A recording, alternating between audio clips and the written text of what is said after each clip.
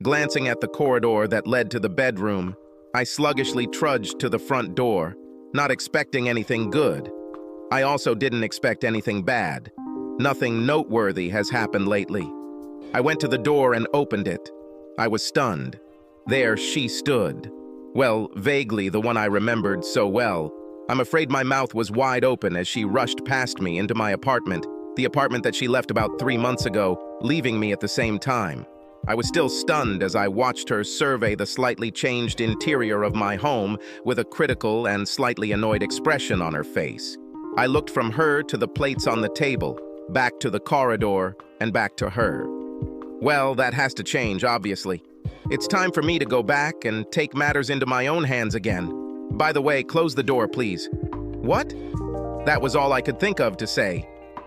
Closing the door actually seemed like a good idea, come to think of it, with the overly nosy neighbors in mind.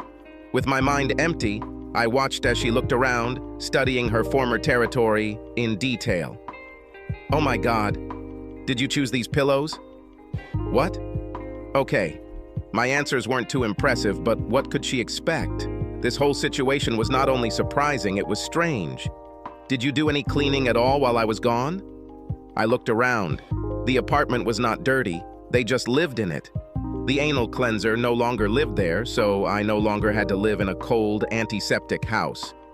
My luggage is in the car. We can pick him up later. My brain was barely working, but it was clear that she was acting in her usual confident manner, which was inappropriate given the situation. Your hair, I began. Well, I finally said something. Yes, I know.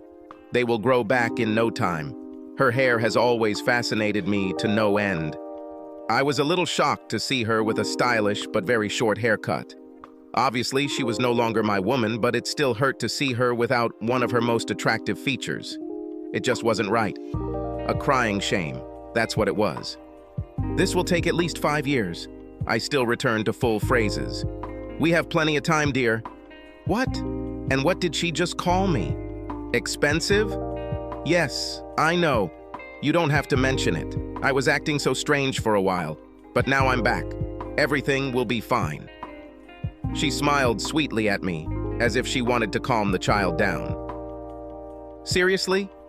And that was her apology? Yeah, baby. To my horror, she came closer to me and looked like she wanted to kiss me. Who was this woman, and was she completely out of her mind? She must have read my expression correctly because she stopped and looked at me a little surprised. I know. You always liked my hair, but I felt that I needed to change something in my life. Yes, I noticed it. What? Oh no, I was just talking about my hair. Other than that, I want my life to go back to where it was. This obviously applies to you too, in case you didn't notice. She had the nerve to wink at me. So Tom had no say in your new hairstyle? She winced slightly. Tom is forever in the past. Wow, the new love in her life didn't last long. So what? What? So Tom had no say in your new hairstyle? Why do you always talk about him? He was fired and blacklisted when Parker's contract went missing. He is destroyed, he is in the past. He was a mistake and I left him. I nodded. I heard about some of his professional failures. Yes, just like you left me. I know, but now I'm back for good. It's going to be so good, I just know it, baby. My gaze moved back to her. So, Tom had no say in your new hairstyle? She seemed a little indignant at my persistence, but probably realized that she could not avoid answering. Cruel bitch or not, she wasn't the type to lie. Perhaps he was for it. So it was his idea? Maybe. I don't remember. What does it matter now? He marked you. Maybe for me, maybe not. But he definitely marked you. Darling, it doesn't matter at all. Her voice was unusually soft. Short hair, friendly voice, almost apologetic, maybe even a little unsure now. Standing in front of me was some new version of my ex. She seemed to gather her courage and suddenly began fiddling with the strap of her dress. What is she doing? She stopped working on her wardrobe, apparently having come up with some idea, and took her phone out of her purse. She fiddled with it for a while, and then my speakers obeyed her will, turning on one of her playlists. Of course, she still had full access to everything after living here for many years, and I was too dumb to change any passwords. I was probably in a daze. I observed her strange behavior without commenting. With music playing in the background, she started dancing. Well, if you can call what she did dancing. She was never really into dancing and avoided it whenever possible. It said a lot about her determination that she tried to do it here. To my utter amazement, I realized that her strange movements could only be interpreted as an attempt to perform some kind of striptease. Really? This woman has always been a little reserved, refusing to openly demonstrate her sexuality. She hated any display of sexual behavior, which she always called sexist. Add to this her complete inability to adequately move to any music. The fact that she was about to take her clothes off for me told me a lot about the desperation she obviously felt but didn't want to talk about, and which for some reason didn't result in any kind of apology. The striptease itself was mildly amusing. I have always appreciated her sharp wit, humor, and her personality. Her body was not meant to be the center of attention, and I never needed it. The problem was that her body was definitely unsuitable for striptease. She was a little broad and muscular, completely lacking in elegance. Her movements were jerky and clumsy. It was all awkward, and I had to try not to offend her by laughing. I mean, it would have been perfectly within my rights to hurt her after what she did to me, but that was not my behavior. It was a difficult situation for both of us, and I tried to make it a little easier by at least showing interest in what she was doing. Her actions had no effect on the distribution of blood in the lower part of my body.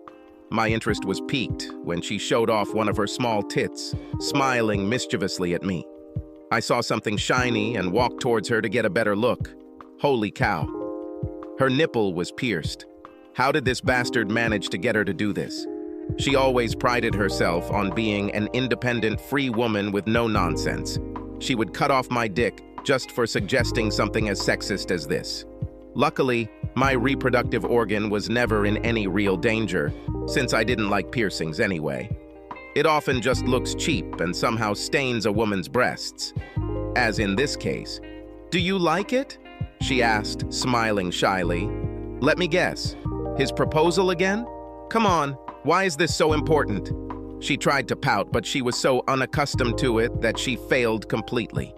Her evasive answer told me that I had hit the nail on the head. "I just wanted to know." She tried unsuccessfully to smile seductively and continued her strangely unnatural and almost pathetic way of getting rid of clothes. As her unusually sexy panties came into view, something strange caught my attention. It looked like some kind of stain on the skin.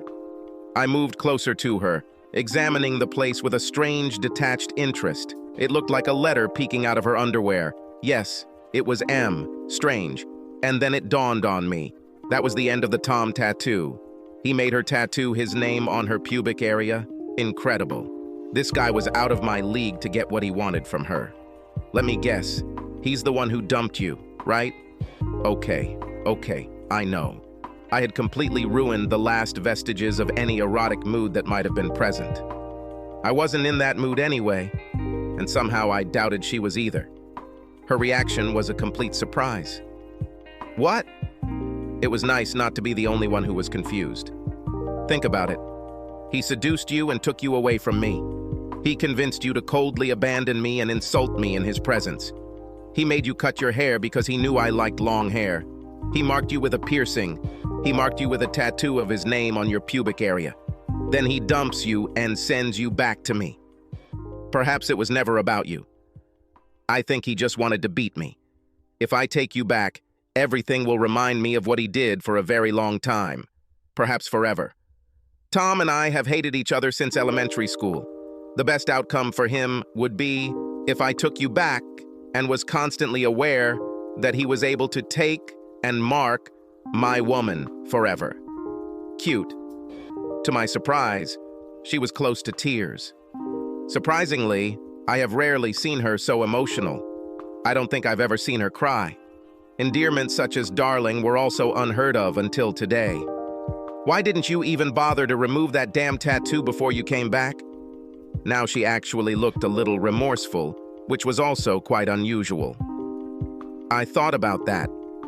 The problem is the color. He selected it and found it quite difficult to remove, and I'm afraid there will be scars. This is a really sensitive area. It would seriously interfere with any sexual pleasure if there were scars there. She was worried about her own sexual experience. Wasn't she thinking about how the sight of this tattoo would affect my sexuality? You are pregnant? Shocked. She was completely shocked. Then the tears started. How do you know? I did not know that. I was just thinking about what else he could do to us. The ultimate defeat would be to force me to raise his child. So let me guess, after you confirmed that he knocked you up, he immediately left you? She simply nodded, continuing to sob. God, I wish I had turned down that damn promotion and let him get it. He wouldn't have to use you for revenge. You might not have cheated on me. Perhaps you wouldn't have left me for him. On the other hand, if he could take you away from me so easily, there wasn't that much love between us anyway, right? It was the harsh truth. We never had the kind of passionate, burning love that you read about. But we loved each other very much, and we loved living together. We were like super best friends, with benefits.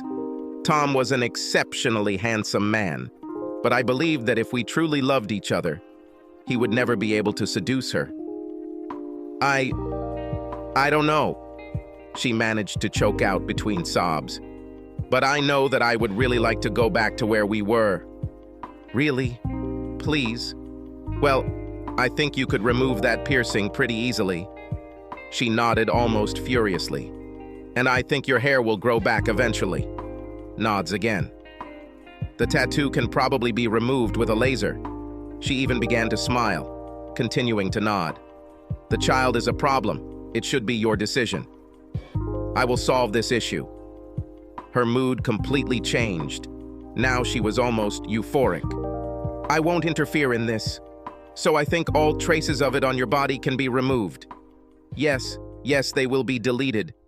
The problem is the traces in my mind. What? You left me in cold blood for him. You allowed him to do to you what you always refused to do to me. I always wanted to have children, but you told me you weren't ready. For him, you didn't hesitate at all. If I suggested you change your body like a porn star, I would painfully and instantly turn into a soprano. For him, you didn't hesitate, and I didn't even ask what you did for him in the bedroom. Oh, right. Oh, I think he did us a favor. What? He cruelly demonstrated how weak our relationship was. He showed us how much stronger your feelings are for him than for me. He showed us that we just carried on because we were used to it, too afraid or comfortable to change anything. And let's be honest, if our old relationship was so weak, what chance will the new one have? Well, maybe. She looked sad, but collected and resigned to her fate. Meanwhile, she started getting dressed again, and I was glad to see it. It made the situation less awkward. Talking about something serious with an almost naked person somehow feels wrong. I'm sorry. Well, that's what I said. The magic word that I have never heard from her since she left me. It was strange and telling that I was the one to say it, even though I was the offended party. I suddenly realized that she was simply too weak to apologize, as if she was too weak to resist him, and too weak to save us. It didn't matter. We were better off without each other. Thank you. Once again, I said what she had to say, and I really meant it.